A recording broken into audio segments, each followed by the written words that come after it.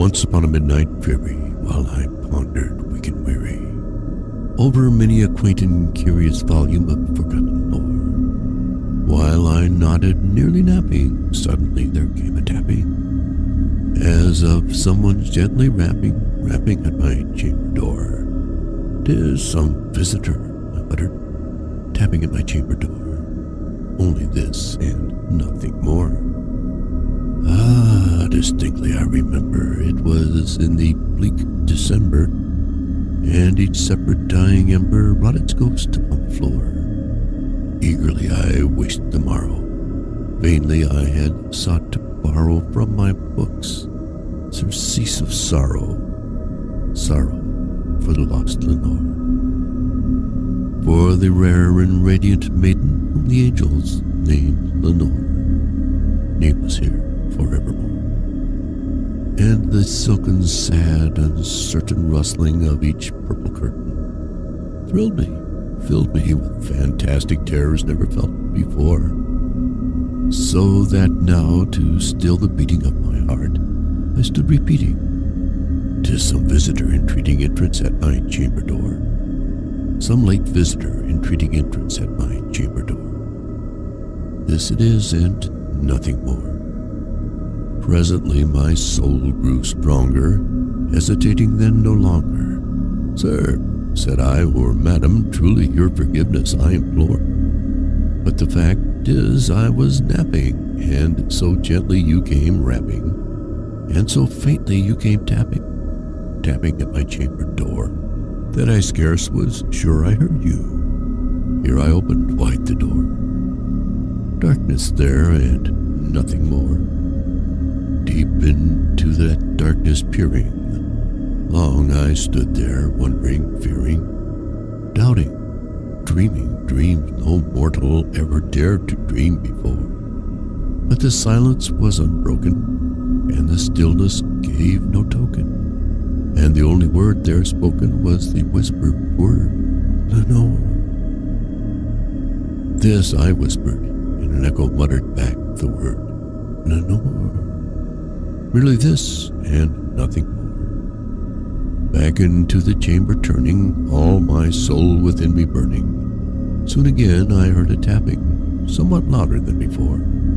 "Surely," said I, "surely that is something at my window lattice.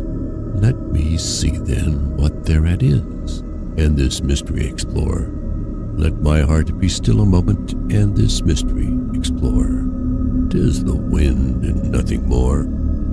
Open here I flung the shutter, when with many a flirt and flutter, in their step the stately raven of the saintly days of yore.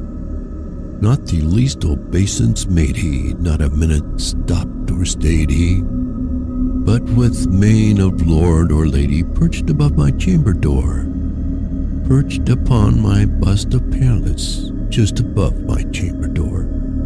Perched and sat and nothing more. Then this ebony bird beguiling my sad fancy into smiling, by the grave and stern decorum of the countenance it wore. "Though thy crest be shorn and shaven, thou," I said, "art sure no craven, ghastly grim and ancient raven, wandering from the nightly shore. Tell me what thy lordly name is on the night's Plutonian shore." Quoth the raven, "Nevermore." Much I marveled this ungainly fowl to hear discourse so plainly, though its answer little meaning, little relevancy bore. For we cannot help agreeing that no living human being ever yet was blessed with seeing bird above his chamber door, bird or beast upon the sculptured bust above his chamber door, with such a name as Nevermore. But the raven, sitting lonely on the placid bust, spoke only that one word, as if his soul in that one word he did outpour. Nothing farther than he uttered, not a feather than he fluttered, till I scarcely more than muttered, "Other friends have flown before, on the morrow he will leave me, as my hopes have flown before. Then the bird said, nevermore. Startled at the stillness broken by replies so aptly spoken, doubtless, said I, what it utters is its only stock in store, caught from some unhappy master, whom unmerciful disaster followed fast and followed faster, till his songs one burden bore, till the dirges of his hope that melancholy burden bore, of never, nevermore. But the raven still beguiling all my sad soul into smiling, straight I wheeled a cushioned seat in front of bird and busted door. Then upon the velvet sinking, I betook myself to linking fancy unto fancy, thinking what this ominous bird of yore, what this grim, ungainly, ghastly, gaunt, and ominous bird of yore meant in croaking nevermore. This I sat engaged in guessing, but no syllable expressing to the fowl whose fiery eyes now burned into my bosom's core.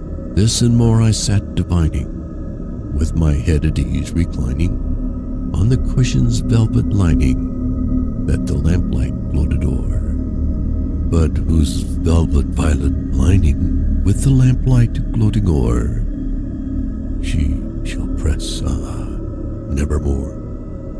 Then methought the air grew denser, perfumed from an unseen censer, swung by seraphim whose footfalls tinkled on the tufted floor. Wretch, I cried, thy God hath lent thee, by these angels he hath sent thee, respite, respite and nepenthe from my memories of Lenore. Quaff, oh quaff this kind nepenthe, and forget this lost Lenore. Quoth the raven, nevermore. Prophet, said I, thing of evil, prophet still if bird or devil, whether tempest sent or whether tempest tossed thee here ashore, desolate yet all undaunted, on this desert land enchanted, on this home by horror haunted, tell me truly I implore, is there balm in Gilead? Tell me I implore. Quoth the raven, nevermore. Prophet, said I, thing of evil, prophet still, if bird or devil, by that heaven that bends above us, by that God we both adore, tell this soul with sorrow laden, if within the distant Aiden it shall clasp a sainted maiden, whom the angels name Lenore, clasp a rare and radiant maiden, whom the angels name Lenore. Quoth the raven, nevermore. Be that word our sign of parting, bird or fiend. I shrieked upstarting, get thee back into the tempest and the night's Plutonian shore. Leave no black plume as a token of that lie thy soul hath spoken. Leave my loneliness unbroken. Quit the bust above my door. Take thy beak from out my heart, and take thy form from off my door. Quoth the raven, nevermore. And the raven, never flitting, still is sitting on the pallid bust of Pallas, just above my chamber door.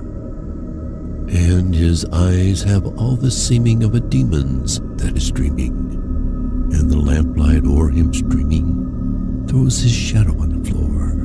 And my soul from out that shadow that lies floating on the floor shall be lifted nevermore.